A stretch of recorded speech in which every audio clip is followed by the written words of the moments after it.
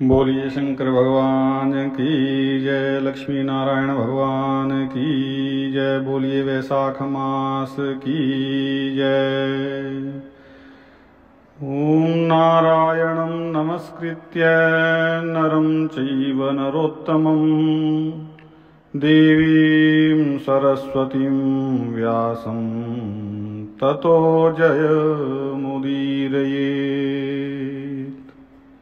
तो आप सुन रहे हैं 9वें अध्याय की कथा। आज 9वें अध्याय में वैशाख मास के महात्म्य में श्रुतदेव जी मिथिलेश राजा के यहाँ मिथिलेश राजा के प्रश्नों का उत्तर दे रहे हैं। कहाँ तक पहुँचे हैं पीछे कि उस राजा का उद्धार हुआ जो छिपकली बना था।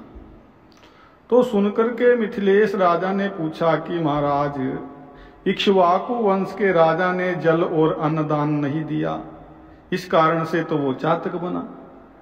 छिपकली की तथा साधु महात्माओं की सेवा न करने से गिद्ध की योनि पाई।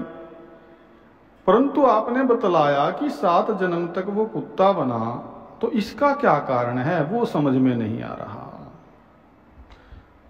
ठीक है, तो इसका मुझको संशय है, कृपा करके आप मेरी इस शंका का समाधान कीजिए। तो राजा के ऐसे प्रश्न को सुनकर के महायशस्वी श्री श्रुति देव जी कहते हैं कि राजन तुम धन्य हो, ऐसा धार्मिक प्रश्न किया, सो मैं अब इसका समाधान करता हूं।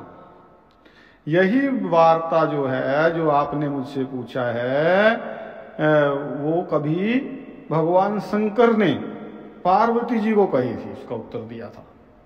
कैसे कि सब लोकों की रचना करके उनकी परलोक और लोक 2 प्रकार की स्थिति बनाई, और उनकी स्थिति के निमित्त 3 भेद बना दिए कर्मों के। एक जल सेवा, अन्न सेवा और औषधि सेवा। ये तीनों जो हैं वो इस लोक की स्थिति के हेतु बनाए, इस लोक में ठीक रहे सब कुछ। तथा साधु सेवा, विष्णु भगवान की सेवा, पूजा सेवा और धर्म, ये तीनों पारलौकिक स्थिति के हेतु हैं। तो जैसे ऐहिक कर्म से इनके इस लोक के कर्म से धन संपत्ति आदि प्राप्त हो सकते हैं, वैसे ही जो पारलौकिक क्रियाएं हैं कभी कभी दुख का कारण भी हो जाती हैं। जैसे यहाँ पर एक पुराना इतिहास सुना रहे हैं कि एक समय दक्ष प्रजापति महादेव जी को यज्ञ में बुलाने के लिए कैलाश में गए। तब उनको आए देख करके श्री महादेव जी खड़े नहीं हुए। अब ये कथा जो है मैं आपको सुना रहा हूँ, इसमें वैशाख महात्म्य की पुस्तक में जो आई है इसमें, और यही कथा बड़े विस्तार से अच्छे ढंग से रामायण जी में भी आई है, रामचरितमानस में, और शिव पुराण में भी आती है, और भी कई ग्रंथों में ये कथा देखने को मिलती है। सार तो वही है, लेकिन हाँ कहाँ गए कहाँ मिले ना, घटनाओं का थोड़ा बहुत इसमें अंतर आ जाता है, क्योंकि हरि अनंत, हरि कथा अनंता, कल्प भेद से कथाओं में थोड़ा बहुत जो है हमें अंतर दिखाई देता है। लेकिन हमें सार को ग्रहण करना चाहिए, तो इसको श्रद्धा से सुने। ये बात मैंने इसलिए सुनाई कि कहीं कोई ये ना सोचे हमने तो ऐसी सुनी है, रामायण में ऐसा कहा है? तो कोई ऐसी बात नहीं, ये कल्प भेद की कथाएं हैं, तो थोड़ा बहुत जो है इसमें अंतर दिखाई देता है। इसलिए कई बार घटनाएं घट चुकी हैं, कई बार ऐसे इतिहास हो चुके हैं, पता नहीं कितनी बार।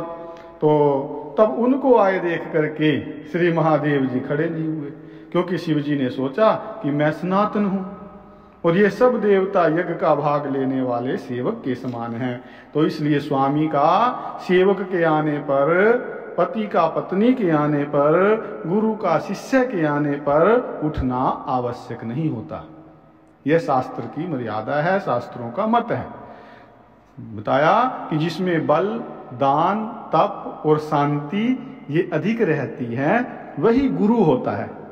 लघु और गुरु, गुरु मैंने बड़ा शब्द यहाँ लिया गया है, गुरु का जो अर्थ यहाँ लिया गया है बड़े से भी बड़ा कौन। तो जो स्वामी स्वयं अपने सेवक के लिए उठते हैं तो क्या होता है, उनके सेवकों की आयु, धन और यश तत्काल नष्ट हो जाते हैं। तो इसलिए ये मेरा प्रिय ससुर है, ऐसा विचार करके दक्ष प्रजापति की भलाई के लिए शंकर जी नहीं उठे। देखिए क्या भाव निकल के आता है। ये देख करके दक्ष प्रजापति को अत्यंत क्रोध आ गया। अब शंकर जी का भाव कुछ और था, लेकिन दक्ष जी की बुद्धि उस समय कुछ और थी। दक्ष मैंने चतुर, और उनके सामने ही उनकी निंदा करने लगा कि देखो इस दरिद्र को बड़ा अहंकार हो गया। हा?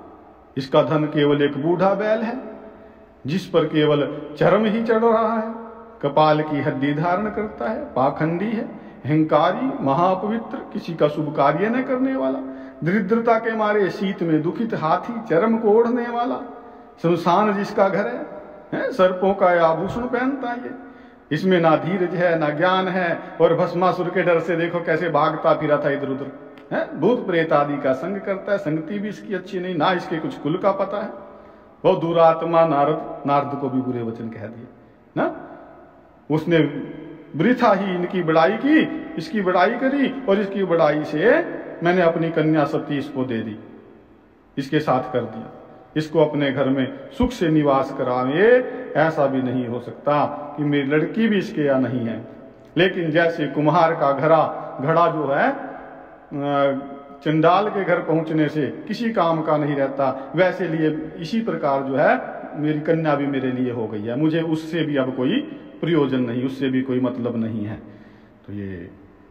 तो इस प्रकार जो है क्रोध में पता नहीं मनुष्य क्या क्या बोल देता है ना। तो केवल नमस्कार ना करने से, खड़ा न होने से है इतना क्रोध, और अहंकारी भगवान शंकर को कह रहे हैं। देखिए ना तो दक्ष बुरा है यहाँ, ना शंकर जी की कोई बात, ना जो उसने निंदा की इस पे ध्यान देना चाहिए। ये सब लीलाएं जो हैं भगवान करते हैं, ये करते हैं हमें मार्ग दिखाने के लिए, क्या ठीक है क्या गलत है, शिक्षा देने के लिए करते हैं। तो इसलिए ये लीला समझो आप, ये हमें शिक्षा दे रही है कहानी, ये कथा, ये घटना क्या कि दक्ष जी गुस्से में कुछ भी बोल रहे हैं। अर्थात जब अपने अंदर अहंकार होता है तो दूसरे में अधिक दोष दिखाई देने लग जाते हैं, और क्रोध में अच्छा बुरा सब व्यक्ति भूल जाता है, क्या बोलना है क्या नहीं बोलना। इसलिए शास्त्र हमें सिखाते हैं कि जब आप क्रोध में हो तो बिल्कुल ना बोलो, शांत हो जाओ, चुप हो जाओ, बाद में विचार करके बोलो। लेकिन यहाँ क्रोध में कभी रुका नहीं जाता, कई बार जल्दी से, और तभी अनर्थ होता है, तभी पाप हो जाता है। अब अभिमान था, क्रोध था, और बोलते चले गए। शंकर जी का तो अपमान किया ही ने दामाद का, और जो विश्व रचयिता है भगवान शंकर, तो साथ में नारद जी जैसे संत का भी अपमान हो गया। ऐसे वाक्य निकल गए। और अपनी बेटी के बारे में भी, इससे मेरे को अब कोई प्रयोजन नहीं है, तो यज्ञ का निमंत्रण न दे करके और ऐसे कड़वे कड़वे वचन कह करके दक्ष जो है वहां से चला गया। यज्ञ स्थान में जो है ऋत्विक मुनियों को साथ लेकर के विधि पूर्वक यज्ञ करने लगा वो। तो इस यज्ञ में ब्रह्मा और विष्णु नहीं आए, परंतु सिद्ध, चारण, गंधर्व, यक्ष, राक्षस, किन्नर और सब देवता यज्ञ में आए। अब यहाँ आपको लगेगा कि रामायण में लिखा विष्णु जी भी आए थे, ब्रह्मा भी, तो ये थोड़ी थोड़ी बातें हैं वेद, इनको आप ध्यान में ना रखें, और कथा का जो तात्पर्य है केवल वही ग्रहण करें जिसे हमें कथा में दोष निकालने का दोष ना लगे, बल्कि उसके सुनने की पुण्य की प्राप्ति ही हो, सुनने का फल ही मिले। इसलिए मैं बार बार बीच में बोल देता हूँ। और शंकर भगवान की जय। तो किन्नर, राक्षस, यक्ष सब यज्ञ में आए। तो सती को ये लालसा उत्पन्न हुई कि किसी प्रकार जो है यज्ञ का उत्सव मैं देख लूं और अपने संबंधियों से मिलूं। महादेव जी के रोकने पर भी वो नहीं मानी और जाने का निश्चय कर लिया। तो शिव जी ने कहा कि हे भद्रे, दक्ष सदैव सभा में बैठ करके मेरी निंदा करता है, वो तुमसे सहन नहीं हो सकेगी और तुम जो है अवश्य अपना शरीर त्याग दोगी। इसलिए तुम अपने पिता के घर मत जाओ, इससे कल्याण नहीं है। तो इस प्रकार समझाने पर भी सती नहीं मानी और चुपचाप चल दी। तब पीछे जाकर के नंदी ने उसको अपने पीठ पर बिठा लिया और कितने ही भूत प्रेत आदिक उनके संग हो गई। जब वो महल में पहुंची तो किसी ने भी उसके साथ कोई बात नहीं की, उसका स्वागत नहीं हुआ। तब जो है शिव जी की बात याद करके वो यज्ञशाला में गई और वहां पर भी यज्ञशाला में जो बैठे हुए थे वो सती से नहीं बोले। सती जी वहां पर चुपचाप खड़ी रही और रुद्र की आहुति तक पिता की चेष्टा देखती रही, वे रुद्र जी को आहुति देते हैं या नहीं। जब दक्ष ने रुद्र की आहुति नहीं दी तो सती जी ने क्रोध युक्त होकर के कहा कि जो बड़ों का अपमान करते हैं उनका कल्याण नहीं होता। तो आपने सारे जगत के रचयिता अविनाशी रुद्र जी को आहुति नहीं दी। यहाँ जितने ऋषि मुनि महात्मा इकट्ठे हुए हैं, इन्होंने भी तुमको सद्बुद्धि नहीं दी, सुबुद्धि नहीं दी। तो ऐसा प्रतीत होता है कि विधाता तुम्हारे साथ इनके भी प्रतिकूल हैं। जब सती ये वचन कह रही थे तो पूखा नाम का एक देवता है, वो मुंह फाड़ करके हंसने लगा है? और उस समय शुक्राचार्य जी दाढ़ी मूछों को भड़काने लगे, दक्ष निंदा करने लगा। तो ये सब बातें देख करके सती को अत्यंत क्रोध आ गया और वह पति की निंदा सुन करके प्रायश्चित के रूप में सबके देखते देखते हवन कुंड में कूद पड़ी। तो सती के गिरते ही हाहाकार मच गया। शिव के गण भाग करके शिव जी के पास आए, सारी कथा सुनाई।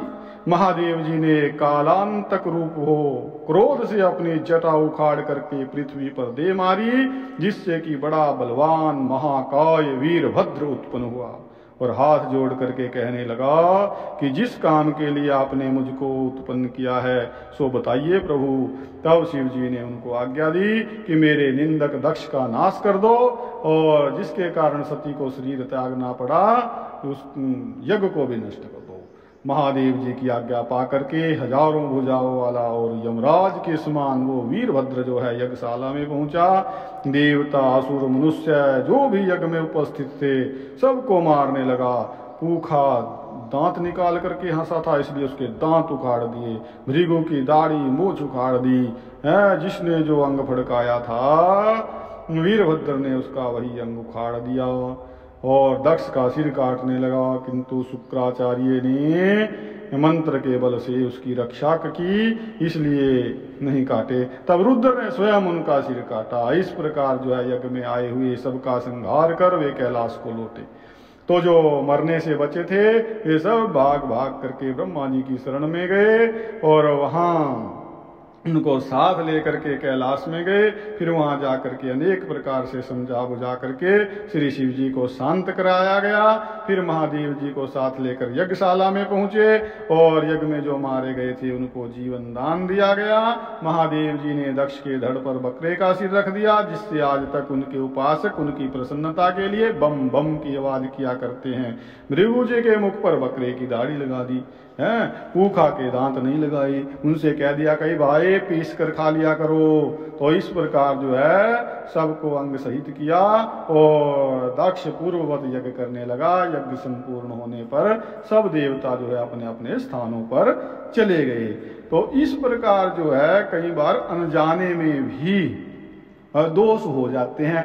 कृत्य तो अच्छा करना है लेकिन भावना गलत हो जाती है। ये कथा यहीं पर समाप्त नहीं हो रही है, आगे भी श्री शिवजी महाराज ने ब्रह्मचर्य व्रत धारण कर लिया है। गंगा तट पर वृक्ष था, उसके नीचे तप करने लगे। आगे कथा है, लेकिन 9वां अध्याय जो है यहीं पर विश्राम प्राप्त करता है। आगे क्या होता है ये कल की कथा में। बोल शंकर भगवान की जय, वैशाख मास की जय। हरि ओम।